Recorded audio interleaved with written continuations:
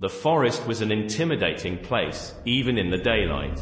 The trees seemed to whisper to each other, like they were conspiring against anyone brave enough to enter. But no one knew what horrors lurked in the darkness. It was late one night when a man decided to take a walk through the woods. He was a brave man, but even he was not prepared for what he was about to experience. As he ventured deeper into the forest, his heart began to race and his palms grew sweaty. He had a feeling that something was watching him, though he couldn't quite make out what it was. He continued walking, but soon realized that he was lost. He had no idea where he was or how to get back. He started to panic and began desperately searching for a way out.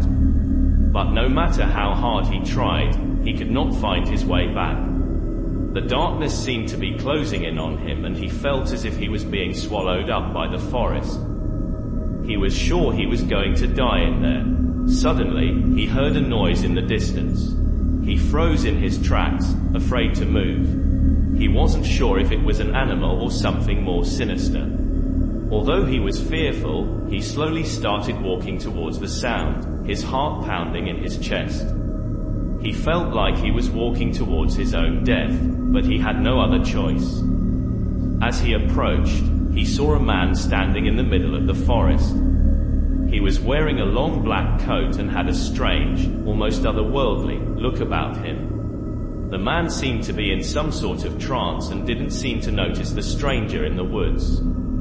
He stared off into the distance, as if he was looking for something. The stranger was too afraid to move, but he was also too curious to turn away. He had to know what this man was looking for. Suddenly, the man's eyes lit up and he started running towards something in the darkness.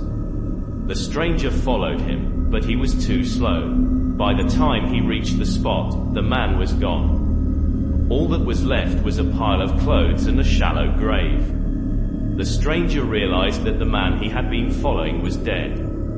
He had died in the forest, alone and forgotten.